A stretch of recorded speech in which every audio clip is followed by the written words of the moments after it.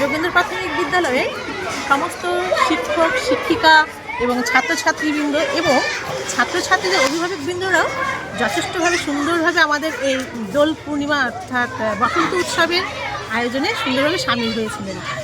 আমরা প্রতি বছরের মতো এই বছরও সাড়ম্বরের সাথে বসন্ত উৎসব পালন করেছি, ভীষণ আনন্দ উপভোগ করেছি সবাই এবং এই অনুষ্ঠানে সৌভ্রাতৃত্ব বজায় ছিল।